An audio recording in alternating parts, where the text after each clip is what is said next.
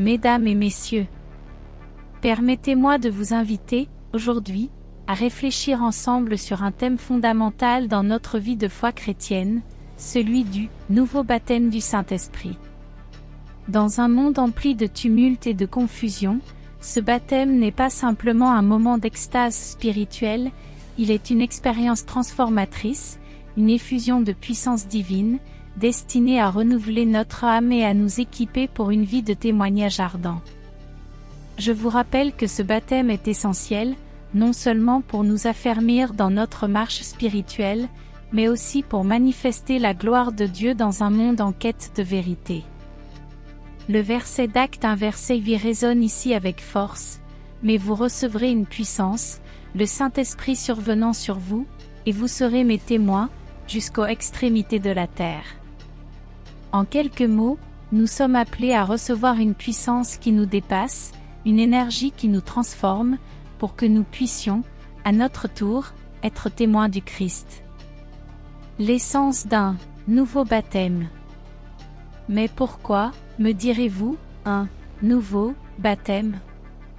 Ne suffit-il pas d'avoir reçu l'Esprit une fois pour toutes lors de notre conversion? Ce baptême, chers amis, ne vise pas à remplacer notre rencontre initiale avec le Saint-Esprit, mais à raviver en nous sa présence et son œuvre. Dans nos vies, il arrive que la ferveur diminue, que le quotidien éteigne peu à peu notre passion pour Dieu, que la foi s'endorme sous le poids des préoccupations. Un nouveau baptême est alors nécessaire, pour rétablir cette intimité précieuse avec l'Esprit, et pour nous imprégner de la puissance divine. Éphésiens 5 verset 18 nous exhorte à être « remplis du Saint-Esprit », indiquant un processus continu, une plénitude renouvelée. La vie chrétienne n'est pas un événement statique, elle est un voyage, où chaque pas nous rapproche un peu plus de la ressemblance avec Christ, et cela, par l'action permanente de l'Esprit en nous. Les marques d'un baptême renouvelé. Le nouveau baptême du Saint-Esprit se manifeste par des signes tangibles dans la vie du croyant. Tout d'abord, une soif accrue pour la prière apparaît, elle devient l'essence de notre communion avec Dieu, une source de joie et de renouvellement intérieur. Ensuite, notre cœur brûle d'une faim nouvelle pour la parole de Dieu.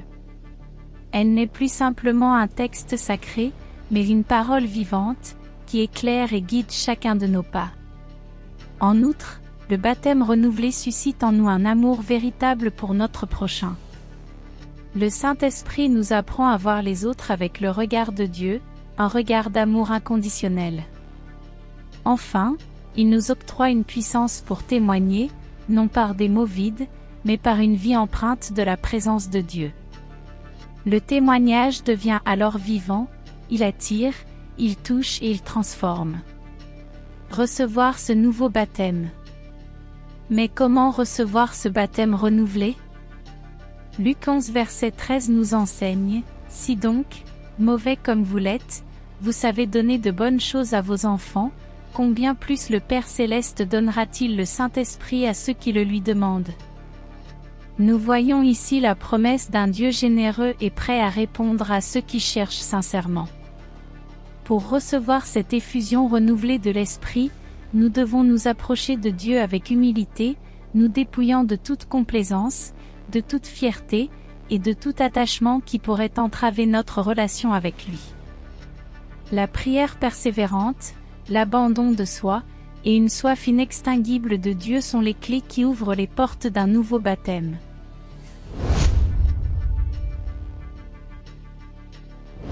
La parole du Seigneur, transmise par ceux qui ont étudié les prophètes, déclarait « Voici ce que nous devons espérer. »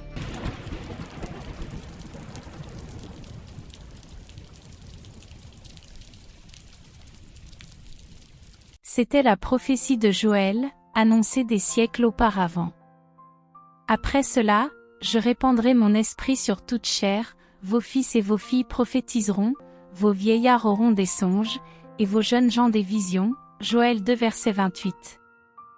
Dans les derniers jours en Christ, nous a-t-on enseigné, ces temps sont présents. À l'avènement de Jésus, les premiers jours de la fin ont débuté. Aujourd'hui, nous vivons ces ultimes jours des derniers temps.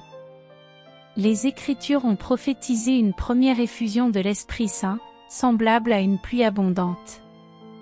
Cela s'est accompli le jour de la Pentecôte. Aujourd'hui, je suis fermement convaincu que nous approchons du retour du Christ. En ces temps ultimes, l'Esprit Saint ne demeurera pas silencieux, il ne s'est pas manifesté pour ensuite disparaître, laissant l'Église aride et privée d'autorité. Au contraire, il continue de se manifester avec puissance et ne délaissera pas son Église sans secours, sans guérison, sans le souffle vivifiant du Saint-Esprit. La Bible n'enseigne pas une telle absence, et les prophètes ne l'ont pas annoncé. Je vous invite à ouvrir votre Bible au dernier livre de l'Ancien Testament, le prophète Malachie, chapitre 4. Ce passage est prophétique pour notre époque, tout comme Pierre déclarait le jour de la Pentecôte, c'est ce que le prophète Joël a annoncé, et cela se réalise aujourd'hui. De même, je vous dis, c'est ce que Malachie a prophétisé, et nous le verrons s'accomplir. Voici, le jour vient, un jour qui brûlera comme un four. Les orgueilleux et ceux qui commettent l'injustice seront comme de la paille, dit le Seigneur des armées, et il ne leur laissera ni racine ni branche. Malachie 4 verset 1. Arrêtons-nous un instant sur cette prophétie. Nous vivons dans ce moment, dans ce four brûlant, où tout s'intensifie économiquement, socialement, spirituellement. Ce jour est proche, et il sera brûlant comme un four. Tous ceux qui persistent dans le mal, dans leur entêtement, en subiront les conséquences. C'est une prophétie pour notre époque. Il y a 10 ans, j'ai publié un livre intitulé America's Last Call, avertissant d'une catastrophe économique et spirituelle imminente.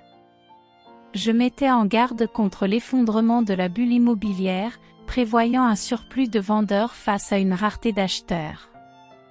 Dans des conférences, j'exhortais les congrégations à la prudence face aux excès et aux spéculations. Aujourd'hui, nous observons ces avertissements se réaliser, notamment dans des villes comme New York, où des centaines de feux menacent. Je crois sincèrement que nous ne sommes qu'à quelques années de voir ces événements s'accomplir pleinement. Certains peuvent trouver ce message difficile à entendre, mais c'est précisément ce dont parlait le prophète Malachie.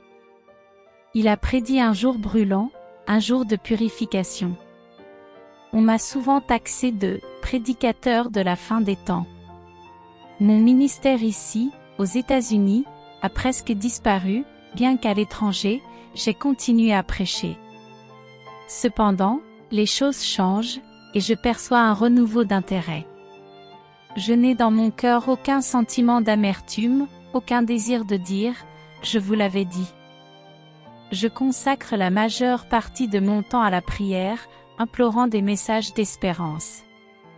Il y a moins de 10 ans, j'ai proclamé depuis cette chair qu'au moment où viendraient les épreuves, ceux d'entre nous qui avaient averti deviendraient des porteurs d'espérance. Alors, emplis de courage, nous proclamerons qu'il n'y a rien à craindre. Imaginez, tandis que la bourse grimperait à des sommets, des gens investiraient leurs économies dans des propriétés, tandis que d'autres profiteraient de la vie, partant en vacances, investissant dans des plaisirs matériels. J'avais averti que certains prédicateurs, confrontés au désastre, commenceraient à annoncer la fin des temps, car leurs ouailles, sentant la tromperie, se retourneraient contre eux. Nous devons comprendre, il est écrit que les impies seront consumés, que les méchants seront châtiés. Et cela ne concerne pas uniquement les péchés de chair ou les dépendances, mais aussi l'arrogance, cet esprit d'orgueil. Car, en manifestant leur iniquité, les impies se moquent de Dieu. Cette arrogance est une forme de méchanceté. Combien une société peut-elle être orgueilleuse, au point de retirer de ce livre saint tout ce qui est moral et pur aux yeux de Dieu? Comment avons-nous perdu la capacité d'intervenir dans les décisions judiciaires légalisant le mariage entre personnes de même sexe?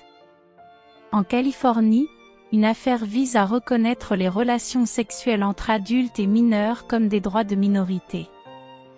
Jusqu'à quand pensons-nous pouvoir promulguer de telles lois sans subir les conséquences, comme si Dieu ne réagirait pas? Pourtant, Dieu est là, et il juge l'orgueil de cette société.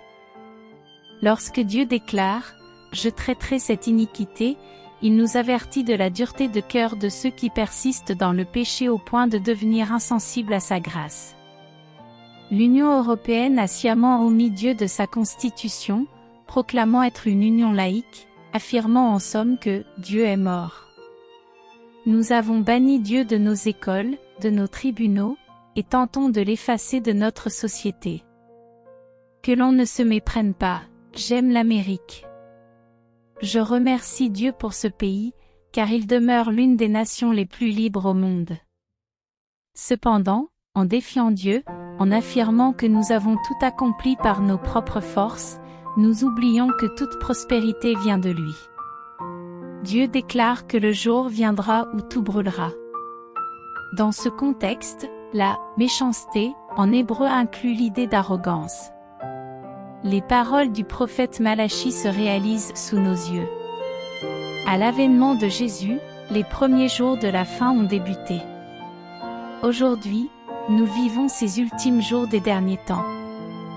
Les Écritures ont prophétisé une première effusion de l'Esprit Saint, semblable à une pluie abondante. Cela s'est accompli le jour de la Pentecôte. Aujourd'hui, je suis fermement convaincu que nous approchons du retour du Christ. En ces temps ultimes, l'Esprit Saint ne demeurera pas silencieux, il ne s'est pas manifesté pour ensuite disparaître, laissant l'Église aride et privée d'autorité. Au contraire, il continue de se manifester avec puissance et ne délaissera pas son Église sans secours, sans guérison, sans le souffle vivifiant du Saint-Esprit. La Bible n'enseigne pas une telle absence, et les prophètes ne l'ont pas annoncé. Je vous invite à ouvrir votre Bible au dernier livre de l'Ancien Testament, le prophète Malachie, chapitre 4. Ce passage est prophétique pour notre époque, tout comme Pierre déclarait le jour de la Pentecôte, c'est ce que le prophète Joël a annoncé, et cela se réalise aujourd'hui. De même, je vous dis, c'est ce que Malachie a prophétisé, et nous le verrons s'accomplir. Voici, le jour vient, un jour qui brûlera comme un four. Les orgueilleux et ceux qui commettent l'injustice seront comme de la paille, dit le Seigneur des armées, et il ne leur laissera ni racine ni branche. Malachie 4 verset 1. Arrêtons-nous un instant sur cette prophétie. Nous vivons dans ce moment, dans ce four brûlant, où tout s'intensifie économiquement, socialement, spirituellement. Ce jour est proche, et il sera brûlant comme un four. Tous ceux qui persistent dans le mal, dans leur entêtement, en subiront les conséquences. C'est une prophétie pour notre époque. Il y a 10 ans, j'ai publié un livre intitulé America's Last Call, avertissant d'une catastrophe économique et spirituelle imminente. Je mettais en garde contre l'effondrement de la bulle immobilière, prévoyant un surplus de vendeurs face à une rareté d'acheteurs. Dans des conférences, j'exhortais les congrégations à la prudence face aux excès et aux spéculations. Aujourd'hui, nous observons ces avertissements se réaliser, notamment dans des villes comme New York, où des centaines de feux menacent. Je crois sincèrement que nous ne sommes qu'à quelques années de voir ces événements s'accomplir pleinement. Certains peuvent trouver ce message difficile à entendre, mais c'est précisément ce dont parlait le prophète Malachie. Il a prédit un jour brûlant, un jour de purification. On m'a souvent taxé de « prédicateur de la fin des temps ». Mon ministère ici, aux États-Unis, a presque disparu, bien qu'à l'étranger, j'ai continué à prêcher. Cependant, les choses changent, et je perçois un renouveau d'intérêt. Je n'ai dans mon cœur aucun sentiment d'amertume, aucun désir de dire « je vous l'avais dit ». Je consacre la majeure partie de mon temps à la prière, implorant des messages d'espérance. Il y a moins de 10 ans, j'ai proclamé depuis cette chair qu'au moment où viendraient les épreuves, ceux d'entre nous qui avaient averti deviendraient des porteurs d'espérance. Alors, empli de courage, nous proclamerons qu'il n'y a rien à craindre. Imaginez, tandis que la bourse grimperait à des sommets, des gens investiraient leurs économies dans des propriétés, tandis que d'autres profiteraient de la vie, partant en vacances, investissant dans des plaisirs matériels. J'avais averti que certains prédicateurs, confrontés au désastre, commenceraient à annoncer la fin des temps, car leurs ouailles, sentant la tromperie, se retourneraient contre eux. Nous devons comprendre, il est écrit que les impies seront consumés, que les méchants seront châtiés. Et cela ne concerne pas uniquement les péchés de chair ou les dépendances, mais aussi l'arrogance, cet esprit d'orgueil. Car, en manifestant leur iniquité, les impies se moquent de Dieu. Cette arrogance est une forme de méchanceté. Combien une société peut-elle être orgueilleuse, au point de retirer de ce livre saint tout ce qui est moral et pur aux yeux de Dieu? Comment avons-nous perdu la capacité d'intervenir dans les décisions judiciaires légalisant le mariage entre personnes de même sexe? En Californie, une affaire vise à reconnaître les relations sexuelles entre adultes et mineurs comme des droits de minorité. Jusqu'à quand pensons-nous pouvoir promulguer de telles lois sans subir les conséquences, comme si Dieu ne réagirait pas? Pourtant, Dieu est là, et il juge l'orgueil de cette société. Lorsque Dieu déclare « Je traiterai cette iniquité », il nous avertit de la dureté de cœur de ceux qui persistent dans le péché au point de devenir insensibles à sa grâce. L'Union européenne a sciemment omis Dieu de sa constitution, proclamant être une union laïque, affirmant en somme que Dieu est mort. Nous avons banni Dieu de nos écoles, de nos tribunaux, et tentons de l'effacer de notre société. Que l'on ne se méprenne pas, j'aime l'Amérique. Je remercie Dieu pour ce pays, car il demeure l'une des nations les plus libres au monde. Cependant, en défiant Dieu, en affirmant que nous avons tout accompli par nos propres forces, nous oublions que toute prospérité vient de lui. Dieu déclare que le jour viendra où tout brûlera. Dans ce contexte, la méchanceté, en hébreu inclut l'idée d'arrogance. Les paroles du prophète Malachie se réalisent sous nos yeux. Dans ce monde bouleversé, où la tristesse et la peur dominent, Dieu appelle son peuple à manifester la gloire de son nom. Le Fils de justice s'élève avec la guérison sous ses ailes pour ceux qui marchent par la foi. Que chacun de nous prenne la résolution de louer le Seigneur, non par sentiment, mais par un acte de foi. Que tout ce qui respire loue l'Éternel. Louez l'Éternel. Psaume 150 verset 6. Conclusion.